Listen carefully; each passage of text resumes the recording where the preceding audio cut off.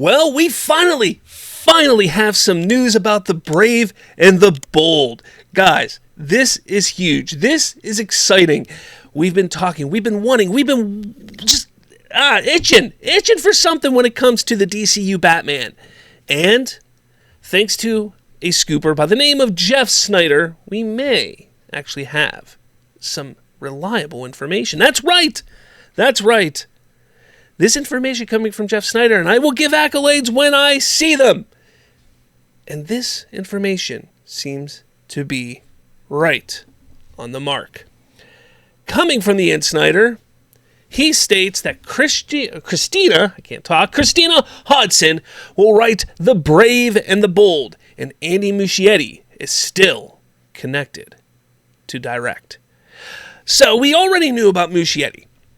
We knew that Muschietti was going to be directing this movie. Now, granted, for a couple of years now, people have been speculating that, maybe he's not. Maybe after the Flash debacle and how it underperformed, maybe he would not be directing this movie.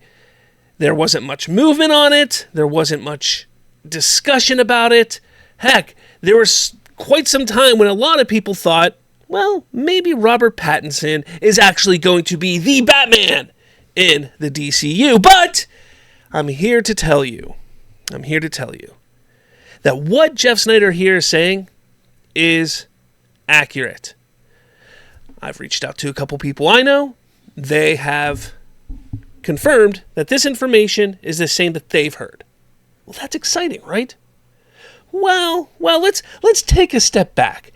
The fact that Muschietti is going to direct, I'm all for it. I'm happy. Muschietti has done the It movies were great. Welcome to Derry was phenomenal. And I'm a fan of that Flash movie. Look, I get that it gets crapped on quite a bit. But the issues with the movie weren't because of Muschietti. Neither was the script. So that brings me to Christina Hodson. Now, I see a lot of people online freaking out about this, saying this is a terrible move. Oh boy, just another bad move for DC Studios. Well, let's take a look at her resume. All right, this coming from IMDb states she's done 6 films kind of completed. If you count Batgirl, which was completed and never released. Now, Shut In, I don't know what that is. Came out in 2016. I never saw it. Unforgettable came out in 2017. I guess it was a bit unforgettable. Bumblebee, though, was a fantastic movie. There's still people today who think it is the best Transformers movie that there was. Now, well, who was it? Stephen S. DeKnight, or whatever his name was, who directed the film, has a heavy part in that. But you need a good basis of a script to get to where it became. So, writer on Bumblebee. Birds of Prey and the Fantabulous Emancipation of One Harley Quinn, despite it being a horrible title. It wasn't a terrible film. Look, I get it. Some people don't like the woman power aspect of things, and that came out right at a time when that was at its height.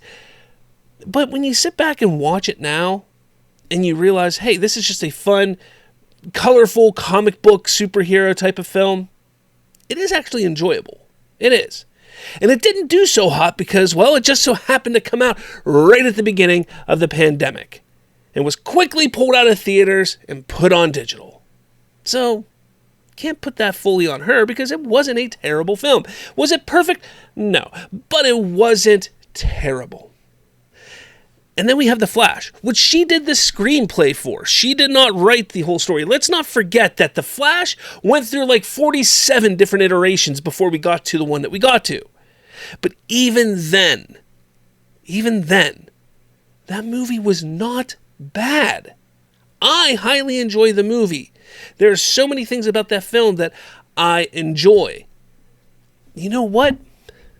One of the biggest aspects of that movie that I highly enjoy are the Batman scenes with both Ben Affleck and Michael Keaton. Well, that helps us in saying, hey, we can trust Muschietti to direct a Batman film, but also the writing, the idea behind what they were doing with Batman in that film worked.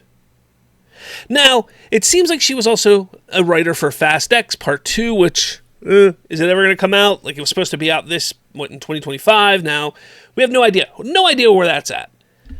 But here's another thing that's really interesting. She is a writer on a Ron Howard film.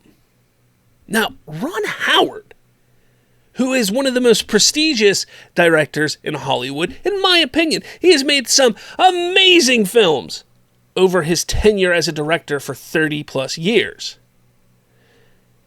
He decided to work with her. Christina Hodson, working with Ron Howard. Look, he's not Spielberg, but he's close to Spielberg level, people. When you have a director, you have a filmmaker of that, height, and they work with writers, that's a really good sign for the writer.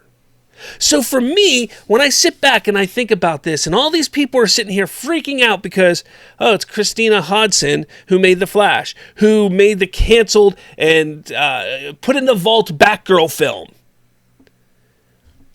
I look at that and I say, not everybody hits a home run every single time. All right, we have to remember that. But she's only had 6 films on her resume. She's still building her resume. The fact that early in her career, someone like Ron Howard wants to work with her, James Gunn is working with her, I think that's pretty magnificent. And I'm looking forward to this Brave and the Bold film. Now, I know there was a lot of discussion that, who was it? Oh man, I can't remember who it was now. But there was another person that was, Drew Goddard, that's who it was. Drew Goddard was discussed as a possible writer for this film. Well, it looks like it's not. But that's okay. That doesn't mean that Drew Goddard can't work on something else. I'm looking forward to it.